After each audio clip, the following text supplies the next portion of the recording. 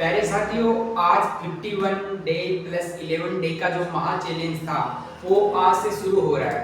और यकीन मानना कि जो ये क्लासे है, ये जो स्टडी मटेरियल है, ये आपके लिए बहुत ज़्यादा आपके लिए बेनिफिशियल होने वाला है। प्यारे साथियों, ये उसी तरीके से बनाया गया है जिस तरीके से एग्जाम में हुबहू आपको क्वेश्चन देखने को मिलेगा। यहाँ पर तो पैसे के जो क्वेश्चन आते हैं वो भी बहुत शानदार लेवल से बनाए गए हैं। हर एक चैप्टर से पैसे वाले क्वेश्चन भी आपको देखने को मिलेंगे और जो मोस्ट इंपोर्टेंट जो क्वेश्चन है वो देखने को मिलेंगे। लेकिन मेरा ये टारगेट नहीं है कि मैं आपको मोस्ट इंपोर्टेंट क्वेश्चन ही कराऊं। मेरा ये टारगेट है कि मैं जिस भी चैप्टर से क्वेश्चन करवाऊं मैं उसको पूरा का पूरा वहां पे हैंड ओवर करके ही उसको लौटा पाऊं। यानी कि अब जब इस चैप्टर से जब आपको इस तरीके के क्वेश्चन पूछे जाएंगे, इस तरीके का जो भी कॉन्सेप्ट होगा, चाहे से वो नया मटेरियल का हो, कुछ भी हो, आप बिल्कुल आसानी से उसको कर दोगे। तो देखिए, इसके लिए आपको जो पहले 51 डे का जो चैलेंज है वो करना पड़ेगा। उसके बाद में जो 11 डे का जो महातांडव है साथियों, उसको जरूर करना होगा। लेकिन ये जब सफलता आपको तभी मिलेगी जब निरंतर आप इन चीजों को रेगुलरिटी में बनाएंगे, क्योंकि यहाँ पर जबरदस्त लेवल से जो प्रैक्टिस है वो भी करवाई जाती है और आपको समझाकर पूरा एक्सप्लेन करके समझाया जाता है। देखिए प्यारे साथियों, कहने का जो मतलब है वो यहाँ पे कह रहा है कि एक तल में 10 बिंदु है।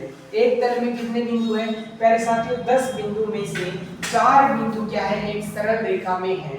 इन 4 बिंदुओं को छोड़कर कोई भी 3 बिंदु सरल रेखा पर नहीं है। इस जानकारी के आधार पर निम्नलिखित प्रश्नों का उत्तर देना है।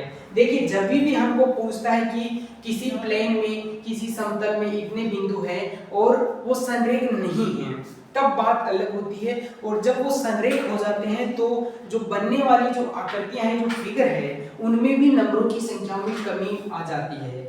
मान लेते हैं, अब मैं आपको थोड़ा सा इसका कॉन्सेप्ट समझाता हूँ और कॉन्सेप्ट समझाता हूँ कि मान लीजिए कि कोई प्लेन है, किसी प्लेन में या मैं बात करूं समतल में, किसी प्लेन या समतल में मान लीजिए कि n बिंदु है। कितने बिंदु हैं?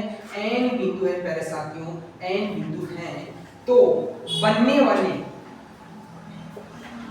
वाले जो त्रिभुजों की संख्या होगी प्यारे साथियों, त्रिभुजों की संख्या जब ये कब होगी, ये कंडीशन याद करना, जब कोई भी संरेख नहीं है, कोई भी 3 बिंदु क्या नहीं है, 3 बिंदु संरेख नहीं है। देखिए प्यारे साथियों, संरेख नहीं है। हमने यहाँ पर 3 बिंदु ही क्यों लिया प्यारे साथियों? 2 बिंदु तो ऑलवेज अपने आप के संरेख होते हैं, यानी कि एक ही रेखा पर वो स्थित हो सकते हैं। जैसे अगर बात करिए, आपने कोई भी 2 बिंदु खींचा, वो 2 हो गए, लेकिन संरेख तब होंगे जब 3 बिंदु मिनिमम होंगे। जब एक रेखा पर होंगे तो वो क्या हो गए प्यारे साथियों? संरेख हो गए। अब मान लीजिए ये, तो ये एक रेखा पर नहीं है, ये 2 तो एक रेखा पर है, ये 2 भी एक रेखा पर है, लेकिन तीसरा बिंदु इनसे क्या नहीं है, एक रेखा पर नहीं है। तो कम से कम संरेख वाली कंडीशन में हमें 3 बिंदु को देखना पड़ता है। तो प्यारे साथियों, यहाँ पे है ना, जो जब कोई भी बिंदु संरेख नहीं है, जब 3 बिंदु संरेख नहीं है प्यारे साथियों, कम से कम, तो जो त्रिभुजों की संख्या होती है वो NC3 होती है। कितनी होती है? NC3 होती है। अगर पूछ लेता है प्यारे साथियों चतुर्भुजों की संख्या, किसकी? चतुर्भुजों की संख्या पूछ लेता है प्यारे साथियों, चतुर्भुजों की संख्या, तो प्यारे साथियों उसमें बड़ा अंतर आ जाता है। वो कितनी होती है? तो आपको पता है कि यहाँ पे n पॉइंट थे, n पॉइंट से त्रिभुज बनाने के लिए हमें 3 पॉइंट की ही जरूरत पड़ती है, इसलिए जो बनने वाले जो संख्या होंगे वो NC3 हो गई। ऐसे ही चतुर्भुज हमें n पॉइंट दिए हुए हैं, उनसे 4 बिंदु से मिलकर आपका चतुर्भुज बनता है प्यारे साथियों, 4 बिंदु से मिलकर आपका चतुर्भुज बनता है, इसलिए हो गया NC4।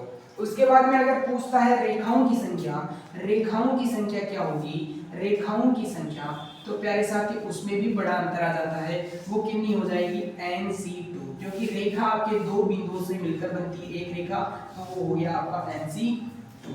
ये जब है प्यारे साथियों, जब कंडीशन में कोई 3 बिंदु संरेख नहीं हो, कम से कम, है ना। अब देखिए दूसरी है कि मान लीजिए कि कोई प्लेन है, मान लीजिए कि किसी समतल में n बिंदु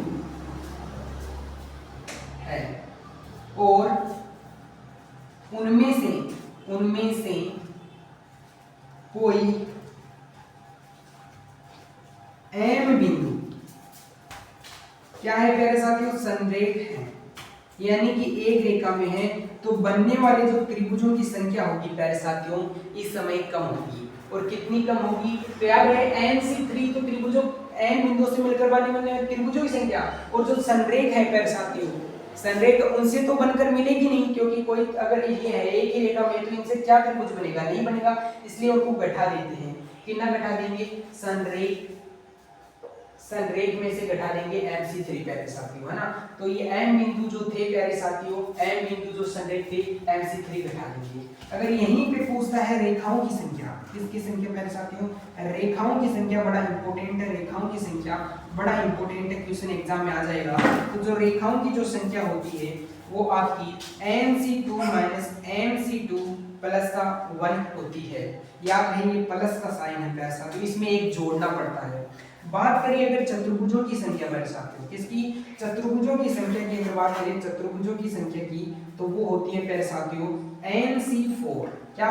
NC4 माइनस का प्यारे साथियों MC4 माइनस का प्यारे साथियों यहाँ पे होता है माइनस का MC3 इंटू में n माइनस n C1। तो ये भी बहुत ज्यादा इंपॉर्टेंट था प्यारे साथियों।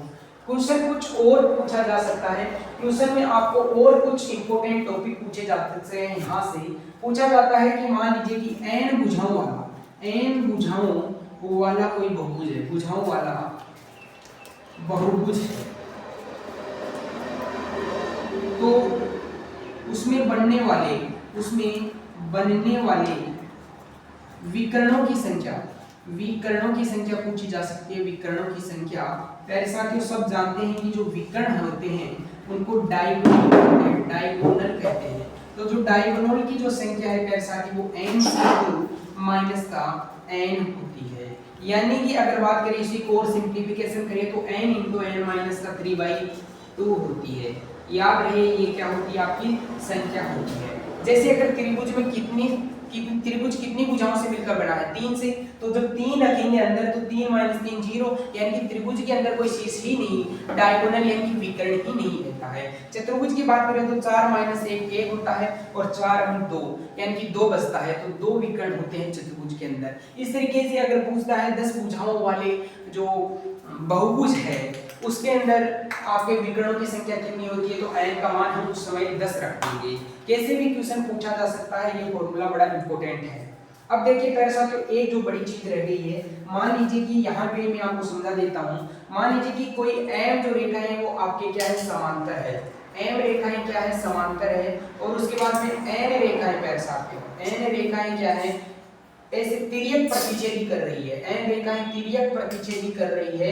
तो जो बनने वाले जो यानी कि m रेखाएं, ये m रेखाएं हैं प्यारे साथियों और ये n रेखाएं हैं, ये n रेखाएं हैं जो क्या कर रही है? प्रतिच्छेदी कर रही है, तिर्यक प्रतिच्छेदी कर रही है, तिर्यक प्रतिच्छेदी कर रही है। तो समांतर चतुर्भुजों की संख्या क्या होगी? तो ये होती है प्यारे साथियों MC2 इंटू NC2 और इसी को लिखा जाता है प्यारे साथियों MN into M minus 1 into N minus 1 upon में प्यारे साथियों 4। बड़ा इंपॉर्टेंट है ये टॉपिक, बड़ा इंपॉर्टेंट है, क्वेश्चन पूछा जा सकता है। जैसे ये 1 हो गया, 2 हो गया, 3 हो गया, 4 हो गया, 5 हो गया, इस तरीके की बात हम कर रहे हैं प्यारे साथियों, है ना। तो ये जो आपके अंदर बन रहे हैं वो समांतर चतुर्भुज बन रहे हैं और उसकी संख्या भी पूछी जा सकती है। अब हम इस क्वेश्चन को करते हैं प्यारे साथियों और इस क्वेश्चन में बड़ा अच्छा क्वेश्चन है। देखिए ये जो क्वेश्चन है वो मल्टीपल इसलिए करवाए जाते हैं ताकि एग्जाम में आप आसानी से इन चीजों को क्या कर सको? आसानी से कर सको। और ये जो क्वेश्चन का जो स्टैंडर्ड है वो वाकई में मैंने बहुत अच्छा लिया है ताकि एग्जाम में आपको किसी भी प्रकार की क्या नहीं हो प्यारे साथियों? परेशानी नहीं हो। अब देखिए प्यारे साथियों इस क्वेश्चन में जो बोल रहा था वो कह रहा था कि इसमें 10 पॉइंट है। इस प्लेन में कितने पॉइंट है? 10 पॉइंट है और उनमें संरेख कितने हैं? 4 है। तो m की वैल्यू कितनी हो गई प्यारे साथियों? 4 हो गई है। और इन बिंदुओं को छोड़कर कोई भी 3 अगले जो बिंदु है वो संरेख नहीं है। तो अब हमें ये क्वेश्चन करनी है। तो 10 बिंदुओं को जोड़कर बनाई जाने वाले त्रिभुजों की संख्या कितनी होगी? पहली बात तो इसमें बिंदु 4 संरेख है इसलिए ये वाला कंडीशन लगेगा। और इस कंडीशन में मैंने बताया कि जो बनने वाले जो त्रिभुजों की संख्या होती है वो n3 माइनस का mc3 होती है। जैसे ही n की वैल्यू रखेंगे, m की वैल्यू रखेंगे प्यारे साथियों, तो यहाँ पे 10c3 माइनस का 4c3 हो जाएगा। ये प्यारे साथियों फैक्टोरियल 10, यानी mcr की जो वैल्यू होती है वो फैक्टोरियल n फॉर्म में फैक्टोरियल n माइनस r होती है, फॉर्म में फैक्टोरियल r होती है। तो यहाँ पे फैक्टोरियल 10 हो गया, फैक्टोरियल 3 हो गया, फैक्टोरियल 7 हो गया, और यहाँ पे फैक्टोरियल 4, फैक्टोरियल 3, फैक्टोरियल 1 हो गया। अब देखिए यहाँ पे अगर इसको सोल्व करते हैं तो 10 × 9 × 8 हो गया, ऊपर फैक्टोरियल 7 बचा जो नीचे वाले फैक्टोरियल 7 से कट गया, और यहाँ फैक्टोरियल 3 की वैल्यू कितनी हो गई, 6 हो गई, और माइनस का 4 यहाँ पे हो गया, क्योंकि 4 के बाद में 3 फैक्टोरियल आएगा जो नीचे कट जाएगा। तो यहाँ पे ये 2 बार करता है, 3 से ये 3 बार करता है, ऊपर ये 4 बार कट जाता है, तो ये 120 हो गया। 120 में से 4 घटेगा, 116 आएगा, यानी कि जो हमारे जो त्रिभुजों की संख्या होगी वो आपके 116 हो जाएगी। अब देखिए नेक्स्ट क्वेश्चन है कि इन 10 बिंदुओं को जोड़कर बनने वाली सरल रेखाओं की संख्या क्या होगी। इस समय जब कोई भी बिंदु संरेख होते हैं, कोई 3 बिंदु कम से कम जब संरेख रखते हैं तो कंडीशन ये लगाते हैं, इसमें रेखाओं में बड़ा इंपॉर्टेंट है कि एक जुड़ता है। तो यहाँ पे हम लगाएंगे nc2 माइनस का mc2 प्लस का 1, और जब ये लगाएंगे पहले साथियों तो 10c, n का मान 10 है, 10c2 माइनस का 4 बिंदु यहाँ पे संरेख है तो 4c2 प्लस का 1 हो जाएगा, फैक्टोरियल 10 हो जाएगा, फैक्टोरियल 2 हो जाएगा, फैक्टोरियल 8 हो जाएगा, उसके बाद फैक्टोरियल 4 अपॉन में फैक्टोरियल 2 प्लस का 1 हो जाएगा। अब देखिए ये जो फैक्टोरियल 10 था तो 10 × 9, ऊपर फैक्टोरियल 8 नीचे फैक्टोरियल 8 आपके कैंसिल आउट हो जाएंगे, तो ऊपर हो जाएंगे 90/2 माइनस का ये आपके प्यारे साथी हो जाएगा 6 हो जाएगा, प्लस का 1 हो जाएगा, तो ये आपके 45 हो जाएंगे, और -6 प्लस का 1, तो ये 46 हो गए प्यारे साथी, उसमें से 6 गए तो ये कितने बच गए, 40 बच गए। यानी कि जो बनने वाली जो रेखाओं की संख्या है वो कितनी बच जाएगी, 40 रेखाएं बनेगी। अब देखिए इन 10 बिंदुओं को जोड़कर बनने वाली चतुर्भुजों की संख्या कितनी होगी। तो चतुर्भुजों की संख्या हमने बता दिया, जब n बिंदु संरेख होते हैं तो चतुर्भुजों की संख्या ये होती है, यानी कि mc4 माइनस का mc3 इंटू में n minus n into c1 ये होता है। तो n का मान 10 था तो 10c4 माइनस का 4c4 माइनस का 4c3 इंटू में प्यारे साथियों 10 में से आपके m जाएंगे, यानी कि 6c1 हो जाएगा। कितना हो जाएगा, 6c1 हो जाएगा। तो अब हम इसको देखते हैं कि फैक्टोरियल 10 हो गया प्यारे साथियों, फैक्टोरियल 6 हो गया, फैक्टोरियल 4 हो गया, माइनस का इसकी वैल्यू 1 आती है प्यारे साथियों, और इसकी अगर बात करें तो इसकी वैल्यू आपकी फैक्टोरियल यानी कि 4 आ जानी है, कितनी आ जानी है, 4 आ जानी है, और 4 को मल्टीप्लाई करेंगे फैक्टोरियल 6 और फैक्टोरियल 5 इंटू फैक्टोरियल 1, तो यहाँ पे ये हो जाएगा प्यारे साथियों, ये आपका हो जाएगा प्यारे साथियों 10 × 9 × 8 × 7 और नीचे हो जाएगा 24। कितना हो जाएगा 24, क्योंकि फैक्टोरियल 4 की वैल्यू 24, फैक्टोरियल 6 ऊपर कट जाएगा, माइनस का 1 है प्यारे साथियों और माइनस का 4 है, इंटू में आपके 6 हैं। तो यहाँ से हम देखते हैं कि ये माइनस का 24 हो गया, ये माइनस का 1 हो गया, और इसको हम 8 से 24 को काटते हैं 3 बारी, और 3 को 9 से काटते हैं 3 बारी, तो ये प्यारे साथियों कट जाता है, और ये आ जाते हैं 210। 210 में से आपको कितने घटाना है, 210 में से -24 है, माइनस का 1 माइनस का 25 घटाने हैं, तो ये मेरे ख्याल से जो बचेगा प्यारे साथियों वो 100 और 85 आपका राइट आंसर हो जाएगा, जो ऑप्शन सी में है। तो इस तरीके के बहुत अच्छे हम क्वेश्चन करवा रहे हैं। ये जो सीरीज है वो वाकई में आपके लिए बहुत ज़्यादा बेनिफिशियल होने वाली है। किस लेवल से आपको क्वेश्चनों को करवाया जा रहा है, आप भी एक बार सोच रहे होंगे कि वास्तव में जो स्टैंडर्ड है उससे हम बहुत अच्छा सीख रहे हैं, और मान के चलना जब आप इस तरीके का स्टैंडर्ड सीख जाओगे तो बहुत एग्जाम में आपको बहुत ज़्यादा बेनिफिशियल मिलेगा।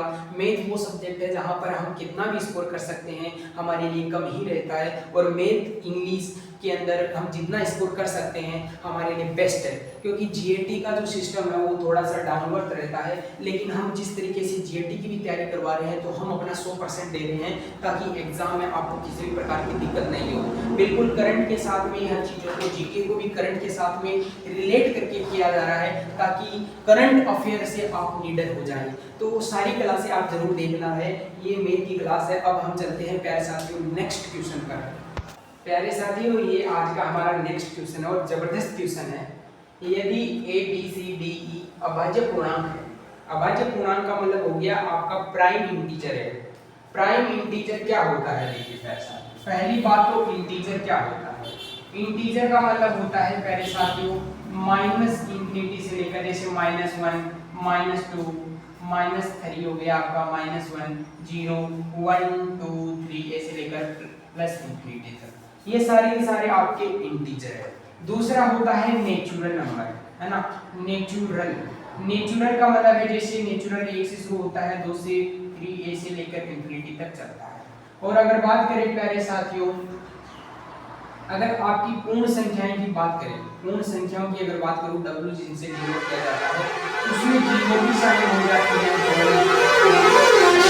आपका इंफिनिटी तक चलता है प्यारे साथियों, है ना। ये अब देखिए जो प्राइम नंबर होते हैं ना, प्राइम नंबर जो होते हैं प्यारे साथियों, प्राइम नंबर में एक या एक में खुद के अलावा किसी और संख्या का भाग नहीं जाता, किसी और संख्या से डिवाइड नहीं हो सकती। जैसे कि अगर बात करें एग्जांपल 2 में या तो 2 का भाग जाता है या 1 का भाग जाता है, तो इसमें और किसी संख्या का भाग नहीं जाता। 3 देख लो, 5 देख लो, 7 देख लो, है ना, 11 देख लो, 13 देख लो, ये वो संख्याएं हैं जिनमें एक या खुद का भाग जाता है और संख्याओं का इनमें भाग नहीं जाता, ये प्राइम नंबर कहलाते हैं प्यारे साथियों। तो ये प्राइम नंबर होते हैं। अब देखिए कोई भी जैसे प्राइम, कोई भी जो संख्या है, कोई भी मान लीजिए कि कोई नंबर है और उस नंबर को प्राइम नंबर के रूप में दर्शाना है। जैसे मान लीजिए, तो अगर मान लीजिए उसको 2 की घात में दर्शाना है तो मान लीजिए कि उसको प्राइम फैक्टर, प्राइम नंबर 1 संख्या है मान लीजिए, उसको अल्फा की पावर 1 में दर्शा सकते हैं। उसके बाद में मल्टीप्लाई, मान लीजिए कि p2 प्राइम नंबर है, उसको उसकी अल्फा की पावर 2 से दर्शा सकते हैं। ऐसे ही मान लीजिए कि p3 है, उसको अल्फा की पावर आपकी 3 से दर्शा सकते हैं। ऐसे लेकर हम इसको क्या कर सकते हैं, दर्शा सकते हैं। मान लीजिए कि कहां तक दर्शाना है, तो p ओपन अल्फा की पावर n तक हमने दर्शा दिया, प्राइम नंबर में n दर्शा दिया। जैसे मान लेते हैं कि यहाँ पे 100 है, 100 है, तो 100 का जो प्राइम फैक्टर करेंगे, जब 100 का प्राइम फैक्टर करेंगे प्यारे साथियों तो 50 बार जाता है। फिर 2 का कितनी बार जाता है, 25 बार जाता है। फिर 5 का ही जाता है 5 बार, और फिर 5 का जाता है प्यारे साथियों 5 बार 1 बार। तो यानी कि इसको लिख सकते हैं 2 की पावर 2 और 5 की पावर 2। इस तरीके से इसका हमने प्राइम फैक्टर कर दिया। क्या कर दिया, प्राइम फैक्टर कर दिया। और इसी में भी कह रहा है कि जो उनका गुणनफल है वो इस तरीके से है, इस तरीके से है, और इस जो नंबर था उसका हमने प्राइम फैक्टर इस तरीके से कर दिया। तो अब हमको इसमें पूछा जाता है, मान लीजिए इसमें क्या पूछ रहा है, इसमें पूछ रहा है विभाजकों की संख्या क्या होगी, विभाजकों की संख्या क्या होगी। तो याद करना जो विभाजकों की संख्या होती है कैसा, विभाजकों की संख्या क्या होती है, तो विभाजकों की संख्या जो होती है इसका पहले तो आपको प्राइम फैक्टर करना पड़ेगा, और उसके बाद में याद रखना अल्फा 1 प्लस का 1 और फिर अल्फा 2 प्लस का 1, ऐसे लेकर हम कहां तक जाएंगे, अल्फा n प्लस का 1 तक जाएंगे। यहां से जैसे इसकी, तो इसमें अगर विभाजकों की संख्या देखेंगे तो 2 है यहाँ पे अल्फा 1, तो 2 प्लस 1, और उसके बाद में 2 है तो 2 प्लस 1, यहीं पे खत्म हो गया। तो यहाँ पे 3 और 3 कितना हो गया, 9। यानी कि इसमें विभाजकों की संख्या कितनी है, 9, और इसमें विभाजकों की संख्या कितनी है, इस तरीके से निकालेंगे। लेकिन मान लीजिए कि अब इसमें एक कंडीशन शामिल है, इसमें है ना एक भी शामिल होता है, एक भी शामिल होता है प्यारे साथियों, वह क्या शामिल होता है, n भी शामिल हो। अगर वह कहे कि नहीं ए को शामिल नहीं करना, ए को जब शामिल नहीं करना, ए को शामिल नहीं करना, तो फिर हम क्या करेंगे, अल्फा 1 प्लस 1 करेंगे, अल्फा 2 प्लस 1 करेंगे और अल्फा n प्लस 1 करेंगे प्यारे साथियों, लेकिन एक घटा देंगे। अगर वह कहेगा कि n को शामिल नहीं करना तो भी हम क्या करेंगे, एल्फा 1 प्लस 1 और एल्फा 2 प्लस 1 ऐसे ऐसे करके प्यारे साथियों एल्फा n प्लस 1 माइनस 1 कर देंगे। लेकिन वह कहे कि एक वह n को शामिल नहीं करना, क्या करना, शामिल नहीं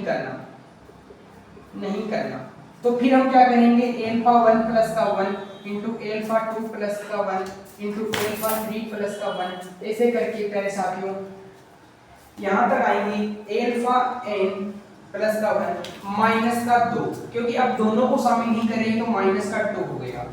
अब देखिए इसमें भी क्या कह रहा था कि कोई मान लीजिए कि कोई नंबर था n, उसका प्राइम वेक्टर करने के बाद में ये प्राप्त हुआ तो उसके विभाजकों यानी गुणनखंडों की संख्या होगी। इसी को बोलते हैं प्यारे साथियों गुणनखंड।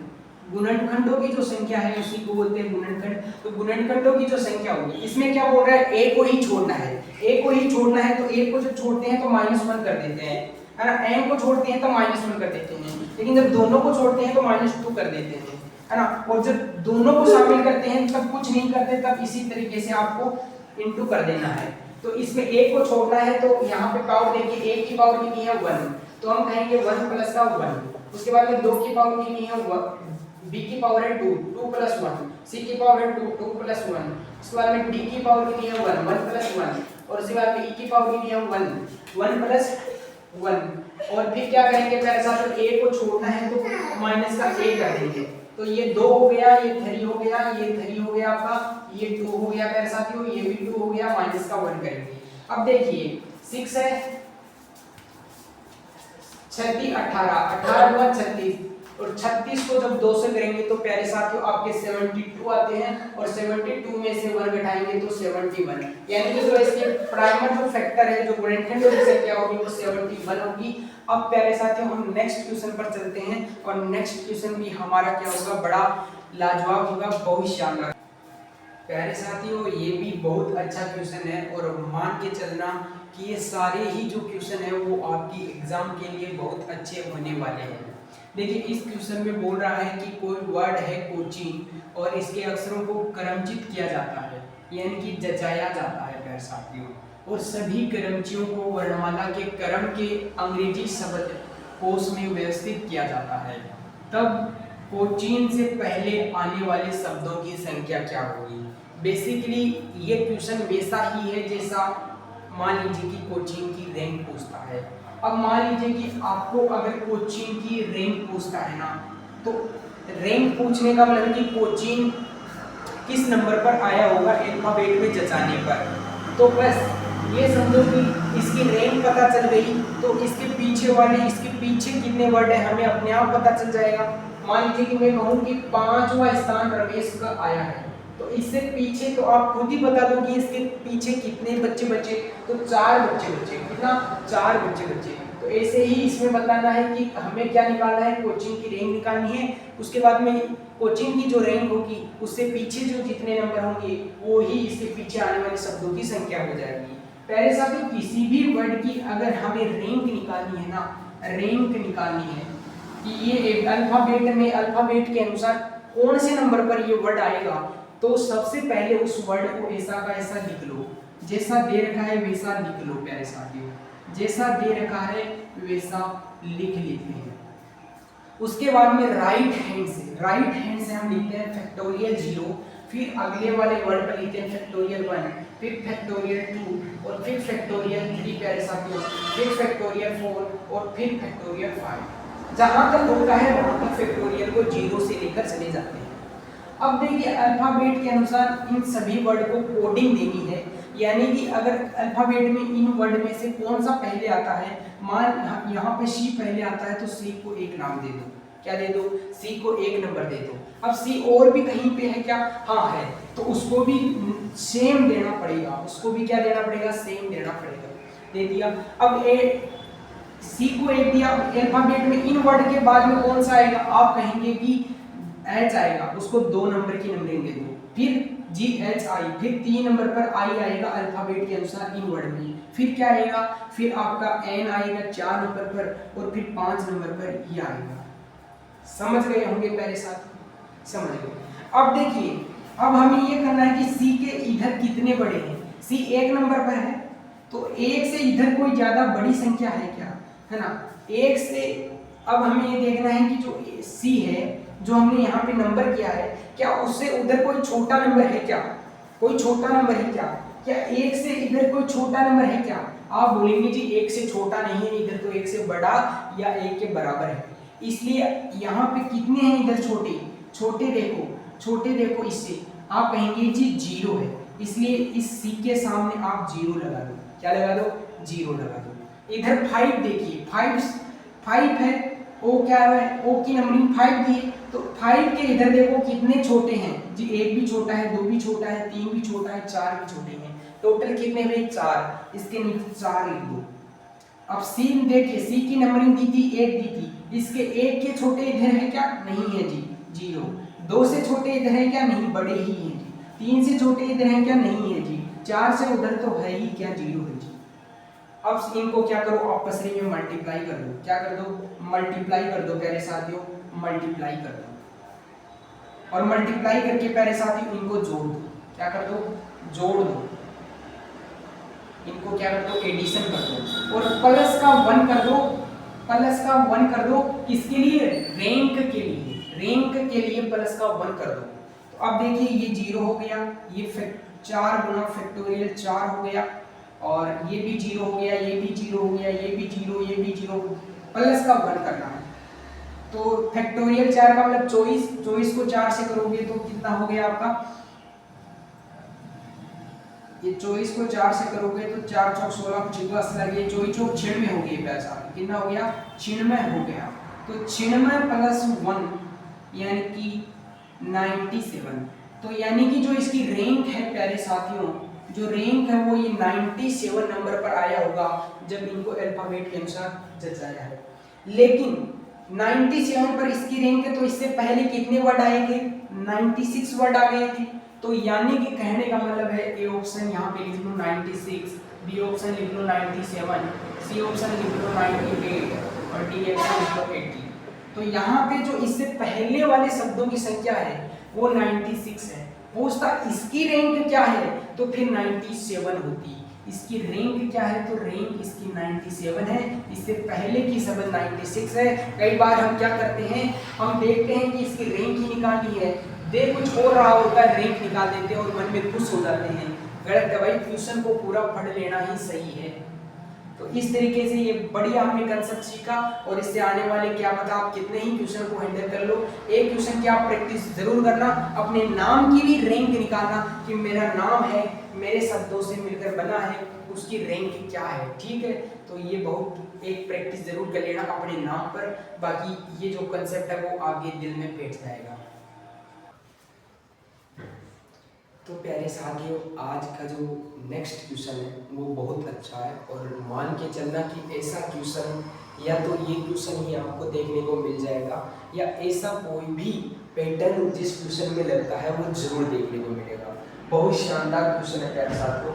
इसमें बोल रहा है कि कोई संख्या है, ये कोई संख्या है 183 फैक्टोरियल प्लस में 3 की पावर 183, और उसमें इकाई का जो अंक है, इकाई के स्थान पर आने वाला जो अंक है वो क्या होगा। बेसिकली यहाँ पर हमें इकाई का स्थान पूछ रहा है कि जब हम इस चीज को जोड़ते हैं, ऐड करते हैं, तो इकाई का स्थान पर क्या आता है। सबसे पहले एक चीज याद रखिए, जब भी मैं आपको बोलूँ कि फैक्टोरियल 1 की वैल्यू बताई, तो आप फैक्टोरियल 1 को कुछ इस तरीके से भी लिखा जा सकता है, और फैक्टोरियल 1 को कुछ इस तरीके से भी लिखा जा सकता है। प्यारे साथियों, फैक्टोरियल 1 का भी वही है और इसका भी मतलब है, ये दो तरीके होते हैं फैक्टोरियल को दर्शाने के। जब मैं बात करता हूँ कि फैक्टोरियल 4 का मान क्या होगा, तो कुछ नहीं करना है, हमें 4 से शुरू करना है और बेग तक आना है और मल्टीप्लाई करना है। जैसे 4 किया, फिर 3, फिर 2, फिर 1, ऐसे 1 तक आना है, उस संख्या से लेकर 1 तक आना है और सभी संख्याओं को मल्टीप्लाई करना है। तो ये हो गया प्यारे साथियों 24। अगर मैं बात करूँ फैक्टोरियल 5 की, तो आप सब जानते हैं कि मुझे 5 से आना है, 5 से आना और कहाँ तक आना है, तो याद रखना 1 तक आना है। प्यारे साथियों, यही वैल्यू आपकी क्या हो जाएगी, यही वैल्यू हो जाएगी 120। अगर मैं बात करता हूँ प्यारे साथियों फैक्टोरियल चेक की, तो मुझे 6 से बेक आना है कहाँ तक, आप बोलेंगे जी मुझे आना है 1 तक। तो 120 को जब 0 से किया और ये 7 आ गया, 720 आ गया। ठीक है, तो इस तरीके से हम देखते हैं कि फैक्टोरियल को इस तरीके से निकालते हैं। लेकिन प्यारे साथियों आप कुछ देख पा रहे होंगे कि जब फैक्टोरियल 5 की मैं बात करूं तो फैक्टोरियल 5 में एक जीरो आ गया है, फैक्टोरियल 6 की मैं बात करूं एक जीरो आ गया है। ये जीरो बेसिकली किन चीज़ों से मिलकर बना हुआ है, तो आप मानेंगे कि 5 इंटू 2 से मिलकर एक जीरो बनता है, 5 इंटू 2 से मिलकर एक जीरो बनता है। इसलिए इस भी संख्या में 5 था और 2 था, मिलकर एक जीरो बना लिया। यहाँ पे भी 5 था और 2 था, एक मिलकर बना लिया। 5 एक बार था, 2 भी एक बार था, इसलिए यहाँ पर क्या हुआ प्यारे साथियों, एक जीरो आया। जैसे जैसे बढ़ेंगे तो 5 की वैल्यू भी बढ़ती जाएगी और 2 की भी वैल्यू बढ़ती जाएगी। हालांकि यहाँ पे 2 की जो वैल्यू है वो है और भी है, लेकिन 5 की वैल्यू एक रहने के कारण एक ही क्या आ रहा है, आपका जीरो आ रहा है।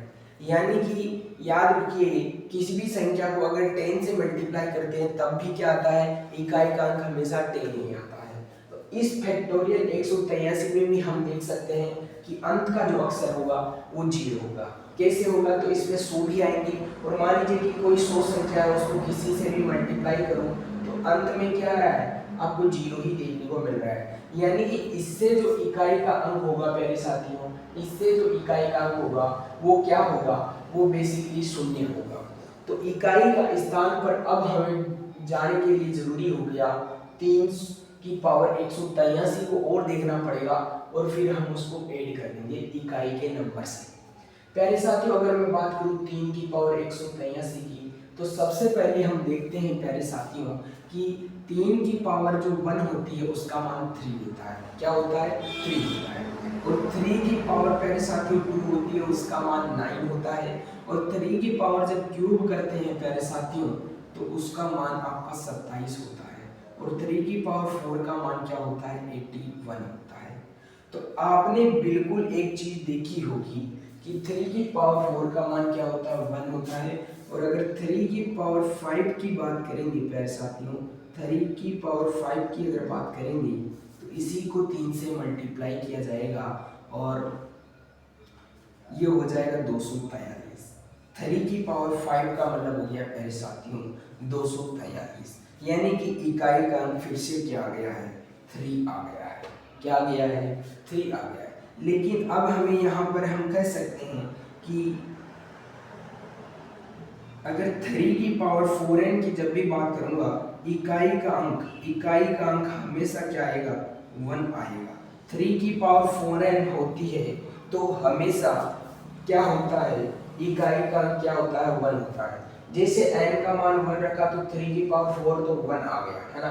अगर इसमें 4 प्लस 1 कर दूं तो प्यारे साथियों इकाई का अंक आपका 3 आ जाएगा, है ना। इकाई का अंक क्या आ जाएगा, 3 आ जाएगा। n की वैल्यू 0 रख दिया तो 3 की पावर 1 बचा, इकाई का अंक क्या आ गया, 3 आ गया।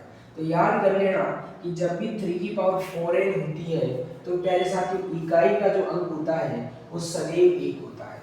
अब हमें ये पता चल गया कि भाई ये होता है तो हमें इसको तोड़ना पड़ेगा।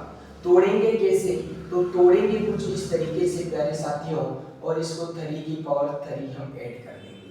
तो ये पावर जब बेस समान होता है तो आधारी जुड़ती है प्यारे साथियों, a की पावर m और a की पावर m, यानी कि जब बेस समान है प्यारे साथियों, जब बेस समान हो, आधार समान होते हैं तो प्यारे साथियों आपकी पावर जुड़ जाती है। लेकिन कभी ऐसे मत कर देना n और b की पावर m, तो आप यहाँ पे पावर नहीं जोड़ सकते क्योंकि ये समान नहीं है। तो आप लिख सकते हैं a की पावर n और b की पावर m, इसी तरीके से आप लिख सकते हैं। क्यों, क्योंकि यहाँ पर जो आधार है प्यारे साथियों वो आपके समान नहीं है। अब देखिए हमने इसको इस तरीके से तोड़ लिया, आधार समान है, पावर जुड़ जाएगी, यानी कि वही चीज है। अब हम इसको क्या लिख सकते हैं प्यारे साथियों, इसको लिख सकते हैं 3 और 3 की पावर 4 और ऊपर लिख सकते हैं प्यारे साथियों 45। जब 4 को मल्टीप्लाई करेंगे, याद रखना कोई संख्या हो, अगर उसकी पावर लगा के होल पावर m लगा देते हैं तो दोनों पावरें अपने आप में मल्टीप्लाई हो जाती है। क्या हो जाती है? मल्टीप्लाई हो जाती है। जब आप 4 को 45 से मल्टीप्लाई करोगे तो प्यारे साथियों 180 आएगा, जो कि हमारा वहाँ पे दिया हुआ भी है। उसके बाद में हम कर देंगे 3 की पावर 3। अब देखिए 3 की पावर 4 जब भी होता है इकाई का अंक क्या आता है 1, और 1 की कितनी भी पावर करो इकाई का अंक क्या आता है 1। 1 के बाद में 3 की पावर 3 का मान कितना था 27, और प्लस का जो जीरो था उसको हम यहाँ पे लिख लेते हैं। ठीक है, तो प्यारे साथी 0 प्लस का 27 हो गया, और जब इसमें इकाई का अंक जोड़ेंगे तो प्यारे साथियों 27 और 0 प्यारे साथी इसको जोड़ेंगे तो 7 ही आ जाएगा। यानी कि प्यारे साथियों जो इकाई का अंक होगा वो 7 होगा। जबरदस्त ट्यूशन था, ये मान के चलना कि इस बार एक नया ट्रेंड खुलेगा जो आपसे इकाई का अंक पूछेगा। इसी चीज को इकाई के अंक को ही बोलते हैं प्यारे साथियों इंग्लिश में यूनिट डिजिट। क्या बोलते हैं? Unit digit. अभी यूनिट डिजिट की मैं बात करूं तो यूनिट डिजिट का बहुत ज़्यादा महत्व हो जाता है जब हम जनरल गणित की बात करते हैं, लेकिन ये क्वेश्चन हमारे लिए बहुत ज़्यादा बेनिफिशियल होने वाला है, ये बात आप समझ लेना। अब चलते हैं प्यारे साथियों हम नेक्स्ट क्वेश्चन पर। साथियों ये भी एक अच्छा टॉपिक है, और इस टॉपिक से भी हम इस पार्ट को पूरा का पूरा कवर करने की कोशिश करेंगे, और ये बहुत शानदार क्वेश्चन है, और इस तरीके से इस क्वेश्चन को पैक्ट किया गया है कि ये जरूर एग्जाम में फंसेगा प्यारे साथियों। इस बार मुझे जो इम्पोर्टेंट जो चीज़ें लग रही है वो वास्तव में बहुत सोच विचार करके यहाँ पे लाया जा रहा है। यहाँ पे कोई क्वेश्चन लाने का मतलब ये नहीं है कि वो बिल्कुल ऐसे ही लाया गया है, नहीं, उस चीज़ पर बहुत ज़्यादा रिसर्च किया गया है, बहुत ज़्यादा उस चीज़ पर सोचा गया है कि एग्जाम में ये क्वेश्चन जरूर इस टॉपिक से इम्पोर्टेंट होने वाला है। याद रखिए प्यारे साथियों ये जो सारी की सारी जो सीरीज चलाई है, वहाँ जो चैलेंज चलाया है 51 डे प्लस 11 डे का, जो 51 डे प्लस 11 डे का जो चैलेंज चलाया है वो मेरे लिए भी एक चैलेंज होने वाला है। ये चैलेंज सिर्फ मेरे लिए ही नहीं प्यारे साथियों, आपके लिए तो है ही, साथ में अगर आपका एक अच्छा रिस्पॉन्स मिलता है तो एनर्जी मिलती है। हमको क्या मिलती है? एनर्जी मिलती है। आपको तो एनर्जी मिल जाती है, आपको तो हमारे द्वारा एनर्जी मिल जाती है, अपने पेरेंट्स के द्वारा एनर्जी मिल जाती है, एक अच्छे वातावरण के द्वारा आपको एनर्जी मिल जाती है, लेकिन हमें जो असली एनर्जी मिलती है वो आपसे ही मिलती है कि आप हमें कितना कुछ दे पा रहे हो। यानी कि आप अगर हमें कुछ दे पा रहे हो तो हमें एनर्जी बिल्कुल मिलती है। इसी चीज़ से हम इसकी शुरुआत करते हैं। देखिए इसके अंदर कह रहा है √3 + 8/5 की पावर 256 के विस्तार में पूर्णांक पदों की संख्या क्या होगी। प्यारे साथियों इंटीजर जो पदों की संख्या पूछता है वो हमें यहाँ पे पूछ रहा है। देखिए प्यारे साथियों जब भी पूर्णांक पदों की संख्या पूछता है तो आपके दिमाग में आ गया होगा कि पूर्णांक पद होता क्या है। पूर्णांक पद का मतलब जैसे उसके अंदर पावर है वो रूट के अंदर नहीं हो, पावर आपकी फ्रैक्शन के अंदर नहीं हो, सिंप्लीफिकेशन हो, यानी कि 1 2 3 4 5, या शून्य की बात करें या -1 -2 -3 -∞ तक, यानी कि अगर इसमें पूर्णांक पदों की बात कर रहा है तो बिल्कुल यही बात कर रहा है। अब एक चीज ये समझना कि अगर मैं इसको 8√5 लिख रहा हूँ प्यारे साथियों तो इसका मतलब है कि 5 की पावर 1/8। अगर मैं लिख रहा हूँ प्यारे साथियों 8√3 तो इसका मतलब है 3 की पावर 1/8। अगर मैं लिख रहा हूँ 4√1/3 तो इसका मतलब 3 की पावर 1/4। ये वो नहीं है जो सेम बराबर ऐसे लिखा जाता है, इसका मतलब 4 × √3 होता है। तो ये चीज़ें आप थोड़ा सा देखिए, इसको थोड़ा सा छोटा करके ऐसे लिख दिया जाता है, थोड़ा सा छोटा करके यहाँ पे लिख दिया जाता है।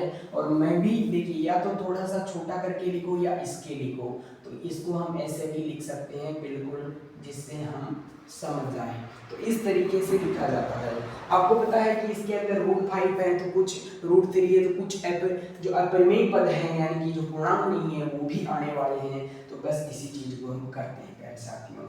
देखिए अब हम इस चीज को समझने से पहले इस टॉपिक को फोर्स समझते हैं और इस टॉपिक से जो इम्पोर्टेंट चीजें हैं वो एक बार कर लेते हैं। मान लेते हैं कि प्यारे साथियों आपको x प्लस का y कोई पद दिया हुआ है और आपको n दिया हुआ है, तो इसका एक्सपेंशन करने पर हमें क्या मिलता है, nc आपका एन सी जीरो मिलता है और अक्स की पावर मैक्सिमम मिलती है, मैक्सिमम एन के इक्वल हो सकती है।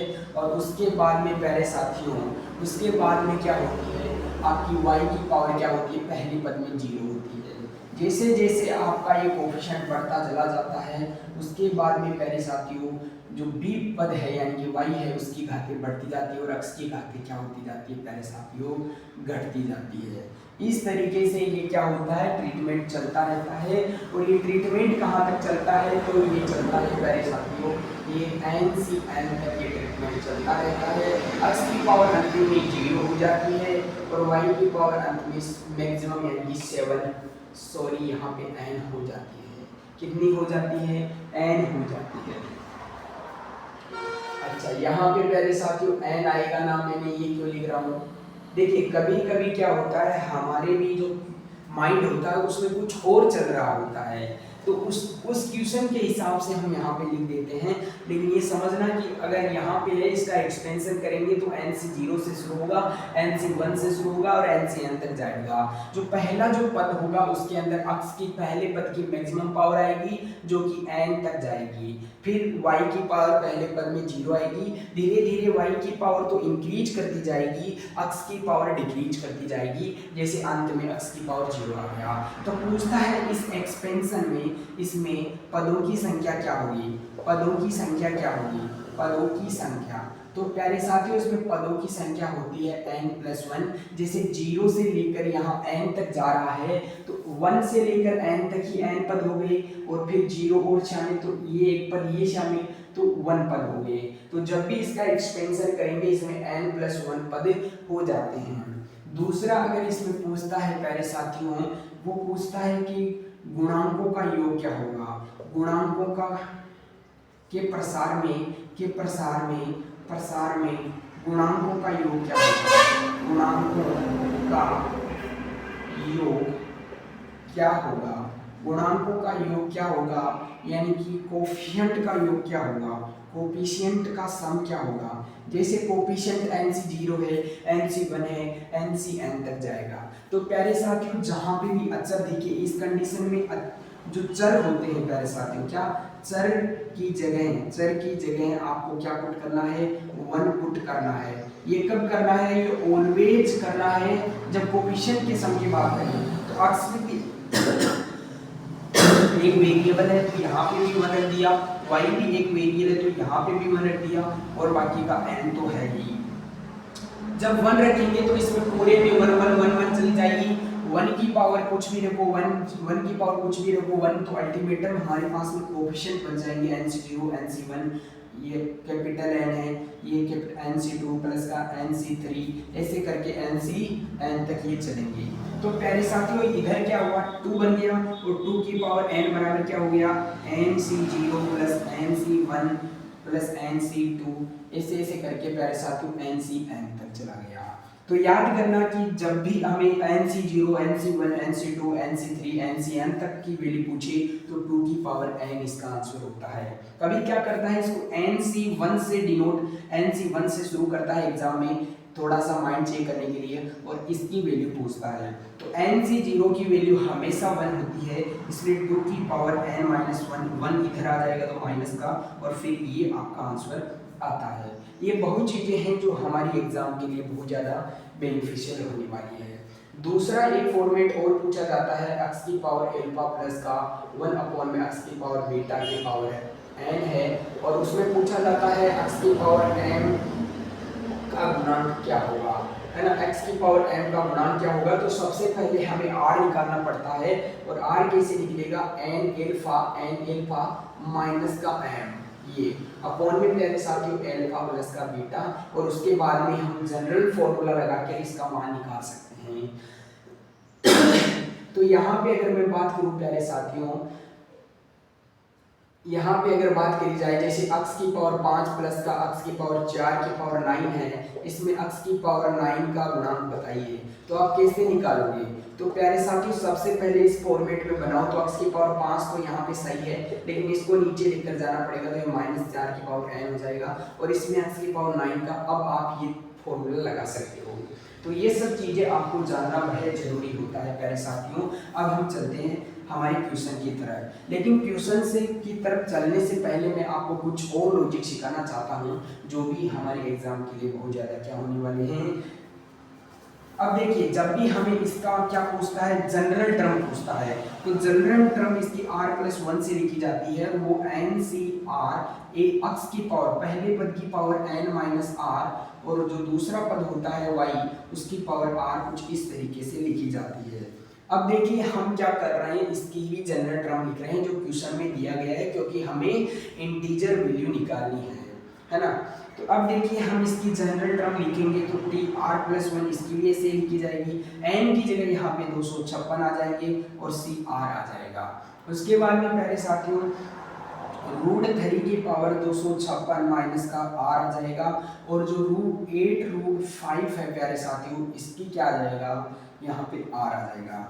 तो अब हम इसको सोल्व करते हैं, तो देखिए ये तो 256 है, ये तो कांस्टेंट है, तो ये तो इंटीजर ही बनाएगा, कोई बात नहीं है, बात इनकी करनी है, कंपैरिजन इनमें करना है।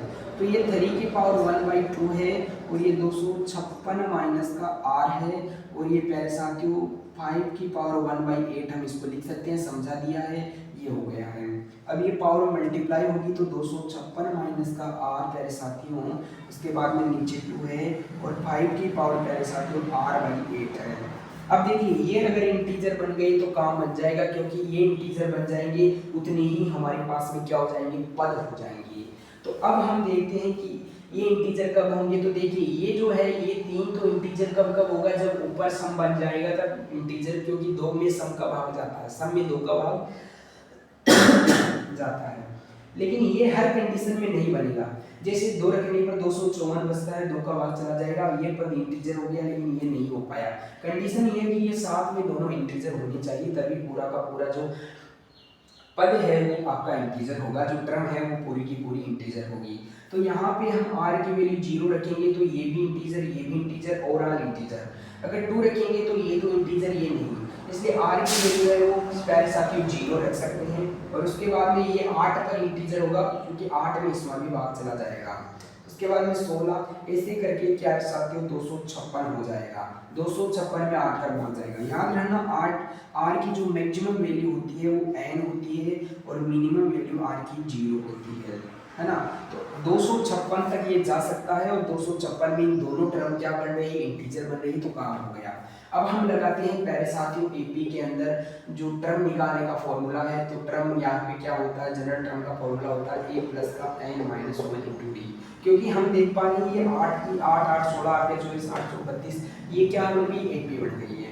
तो अंतिम पद लिखते हैं 256 बराबर a कितना है प्यारे साथियों 0, उसके बाद में n-1 × d, d कितना डिफरेंस है प्यारे साथियों 8, ये 256 हो गया प्यारे साथियों, ये n माइनस का 8 हो गया, 8 को इधर लाएंगे तो 264 हो जाता है प्यारे साथियों, 8n हो जाता है। तो n की वैल्यू 264/8 हो जाती है, जो कि 8 या 24, 2 बचता है, फिर से 24 आ रहा है तो 33 हो जाती है। तो कहने का जो सिंप्लीफिकेशन है कि इसके अंदर जो इंटीजर जो फंक्शन, इंटीजर जो टर्म होगी वो 33 होगी। ये जो सीरीज है प्यारे साथी वो बहुत ज़्यादा इंपॉर्टेंट होने वाली है। ये जो क्वेश्चन का जो कलेक्शन है उनमें बहुत टाइम लगता है, बहुत समय लगता है, लेकिन बस यही है मन में कि कहीं ना कहीं किसका क्या हो जाए, थोड़ा भला हो जाए। तो बस इसी के लिए ये सीरीज लाई गई है। आपको समझ में आ रहा है तो ज़्यादा से ज़्यादा दोस्तों को ये चीज़ें बताओ कि इस तरीके से भी एक आपका क्रैक कोर्स चल रहा है जो बिल्कुल फ्री है, यहाँ पे ऑन द टॉप पे फ्री है, और बिल्कुल एग्जाम के ओरिएंटेड से यहाँ पे करवाया जा रहा है। बाय बाय, जय हिंद, तब तक मिलते हैं आपको नेक्स्ट क्लास में।